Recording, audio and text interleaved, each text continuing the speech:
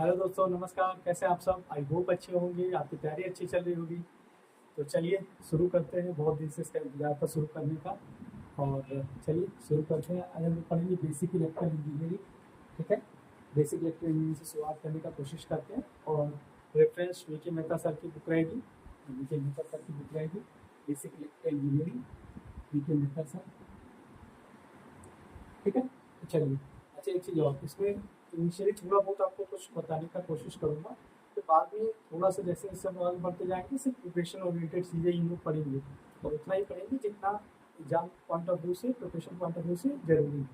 Okay, चलिए आगे बढ़ते हैं। पहला टॉपिक है आपका नेचर ऑफ इलेक्ट्रिसिटी। इलेक्ट्रिसिटी का नेचर कैसा है? तो इसमें कहता है कि अगर number of protons number of electrons के इक्वल होते हैं तो क्या हो जाएगा? रिजल्टेंट चार्ज बॉडी पे जीरो हो जाएगा। अब रिजल्टेंट चार्ज जीरो हो जाए तो बॉडी क्या हो जाएगी? इलेक्ट्रिकली न्यूट्रल हो जाएगी। कैसे हो जाएगी? Electrically neutral. मैंने पहले भी कहा कि हम लोग सिर्फ इसको ऐसे पढ़ेंगे कि एग्जाम पॉइंट ऑफ व्यू से। और एग्जाम पॉइंट ऑफ व्यू में एक चीज़ समझना बहुत जरूरी है कि उसमें ये नहीं है किसी चीज़ को आपको बहुत समझना है, बस अधिक से अधिक चीज़ पढ़ा होना चाहिए, दिमाग में होना चाहिए, बस उतना काफ़ी है। बहुत ज़्यादा समझने की जरूरत नहीं होती एग्जाम पॉइंट ऑफ व्यू से। Preparation exam point of view से, competition exam point of view से कुछ भी करने की जरूरत नहीं होती। अब आगे बढ़ते हैं। If from a neutral body, यानी एक न्यूट्रल बॉडी है, सम इलेक्ट्रॉन्स आर रिमूव, उससे इलेक्ट्रॉन्स को रिमूव कर दिया गया तो क्या होगा? डिफिशियंसी ऑफ इलेक्ट्रॉन्स, यानी इलेक्ट्रॉन्स की कमी हो जाएगी। अब इलेक्ट्रॉन्स की कमी हो गई यानी इलेक्ट्रॉन की संख्या क्या हो गई? कम हो गई। इलेक्ट्रॉन्स कम हो जाएंगे तो प्रोटॉन की संख्या ज़्यादा हो जाएगी, तो बॉडी हमारा कैसा हो जाएगा? पॉजिटिवली चार्ज हो जाएगी। कैसा हो जाएगा? Positively charge. फिर आगे बढ़ते हैं। If a neutral body is supplied with electrons, यानी किसी न्यूट्रल बॉडी में इलेक्ट्रॉन्स दे दिया जाए। ठीक है, अच्छा, निकालने के और देने के मेथड अलग अलग हो सकते हैं, वो भी हम आगे पढ़ेंगे। लेकिन बस ये है कि अगर हमने इलेक्ट्रॉन्स को निकाल लिया तो हमारा क्या हो जाएगा? एक्सेस ऑफ इलेक्ट्रॉन्स हो जाएगा। इस पर्टिकुलर केस का हम क्या किया? इलेक्ट्रॉन्स बॉडी में दे दिया तो हमारा इलेक्ट्रॉन्स एक्सेस में हो जाएंगे। और जब इलेक्ट्रॉन्स एक्सेस में हो जाएंगे तो हमारा बॉडी कैसी हो जाएगी? निगेटिवली चार्ज हो जाएगी। कैसी हो जाएगी? Negatively charge. Okay, next topic देखते हैं।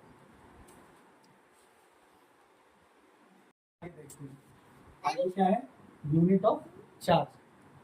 तो चार्ज की क्या यूनिट होती है? तो चार्ज की यूनिट होती है कूलम्ब, और इसको हम किससे दिखाते हैं? सी से।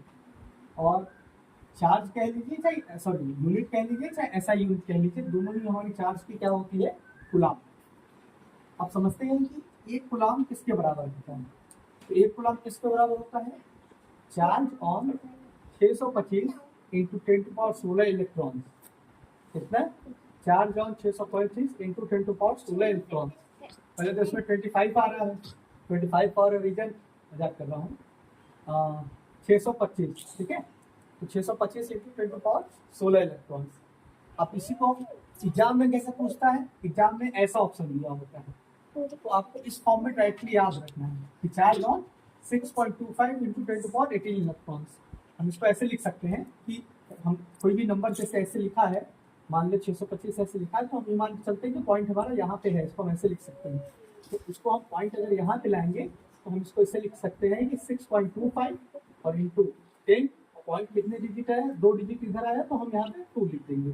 तो 6.25 इंटू 10⁻2, और 16 पहले से था तो इंटू 10⁻16 हो गया, तो 6.25 इंटू 10⁻18।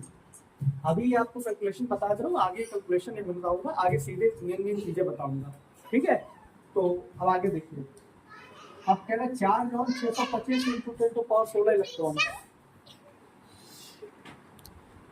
तो कितना हो जाएगा? Charge on 626.25 into 10⁻18 electron. हाँ, अब देखिए, अब हमने ये निकाल लिया कि एक कूलम्ब में कितना होता है? 6.25 इंटू 10⁻18 इलेक्ट्रॉन्स के चार्ज के बराबर चार्ज होता है। अब हम ये निकालें कि एक इलेक्ट्रॉन में कितना चार्ज होता है। तो देखिए, चार्ज ऑन 6.25 इंटू 10⁻18 इलेक्ट्रॉन्स में जो है वो एक कूलम्ब है, तो एक इलेक्ट्रॉन पे कितना हो जाएगा? ये जो वैल्यू है ये चली आएगी यहाँ नीचे, ये नीचे चली आएगी, ये नीचे चला गया, और इसको जब सॉल्व करेंगे तो हो जाएगा 1.6 इंटू 10⁻⁻19 कूलम्ब। तो अब 1 इलेक्ट्रॉन कहिए चाहे इलेक्ट्रॉन कहिए, तो चार्ज एंड इलेक्ट्रॉन कितना हो जाएगा 1.6 × 10⁻19 कूलम। अब यहाँ पे माइनस दिख रहा है कि माइनस लगाया गया है। माइनस इसलिए लगाया जाता है क्योंकि वो ये दिखाता है कि इलेक्ट्रॉन निगेटिवली चार्ज है, ठीक है। इसी तरह प्रोटॉन पे भी जो चार्ज होता है सेम चार्ज होता है, प्रोटॉन पे भी सेम चार्ज होता है, बस वहां पे क्या होता है पॉजिटिव होता है, वहां पे क्या होता है पॉजिटिव होता है, यानी 1.6 × 10⁻19 कूलम होगा, पॉजिटिव होगा। ओके, चलिए आगे देखते हैं।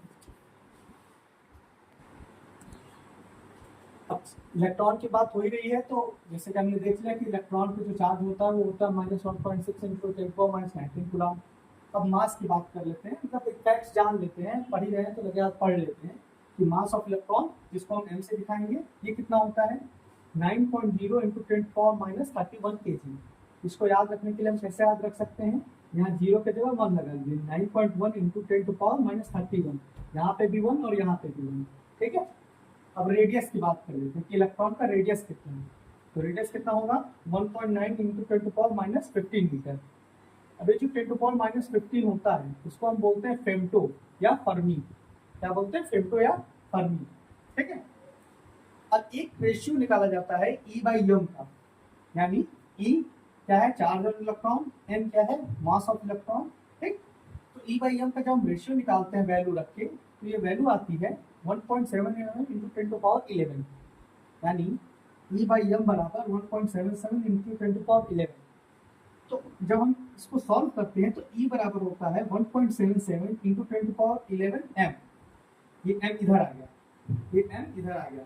तो ये क्या दर्शाता है, ये दर्शाता है कि इलेक्ट्रॉन पे जो चार्ज है उसके मास से इतना गुना ज्यादा होता है। इलेक्ट्रॉन पे जो चार्ज है उसके मास से इतना गुना ज्यादा होता है, यानी चार्ज बहुत ज्यादा होता है, इसीलिए वो इलेक्ट्रिक फील्ड से हाईली इन्फ्लुएंस हो जाता है, इलेक्ट्रिक या मैग्नेटिक फील्ड से हाईली इन्फ्लुएंस हो जाता है।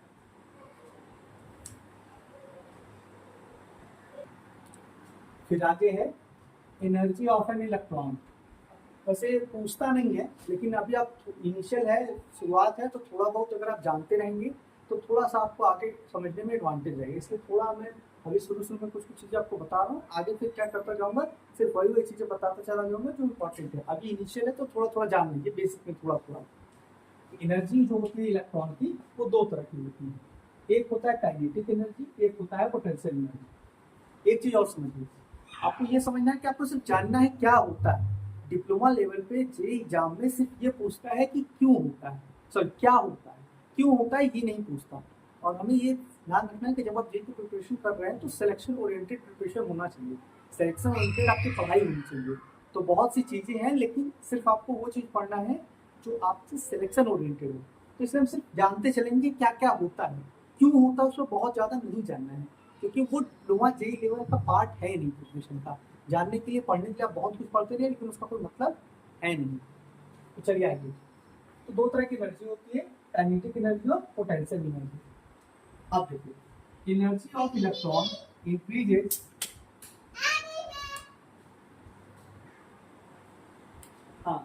Energy of electron increases as we move from nucleus to outer orbit. यानी कि जो किसी इलेक्ट्रॉन की एनर्जी होती है, ये एटम का स्ट्रक्चर है, ये हमारा प्रोटॉन हो गया, न्यूक्लियस हो गया, इसमें पॉजिटिव चार्ज होता है, प्रोटॉन इसमें होता है, ये हमारे इलेक्ट्रॉन्स हो गए, सब नेगेटिवली चार्ज इलेक्ट्रॉन्स हैं हमारे, ठीक। तो जैसे जैसे हम न्यूक्लियस से दूर बढ़ते हैं, न्यूक्लियस से दूर बढ़ते जाते हैं, आउटर ऑर्बिट की तरफ बढ़ते चले जाते हैं, वैसे वैसे जो इलेक्ट्रॉन है उसकी एनर्जी बढ़ती चली जाती है। इससे ज्यादा एनर्जी होगी इस वाले इलेक्ट्रॉन की, इससे ज्यादा इस वाले की, और इससे ज्यादा अगर बाहर में कोई हो तो इस वाले की।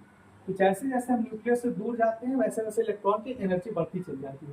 आपको लगेगा इसका यूज क्या है, अभी आगे जब हम लोग पढ़ेंगे तो इसका यूज आएगा, ठीक। तो इसका क्या मतलब हुआ कि जो electron in the outer most orbit, यानी जो इलेक्ट्रॉन आउटर मोस्ट ऑर्बिट में होगा वो क्या करेगा, पॉजिट करेगा हाईएस्ट एनर्जी, यानी उसमें सबसे हाईएस्ट एनर्जी होगी, उसके पास बहुत ज्यादा एनर्जी होगी, ठीक है।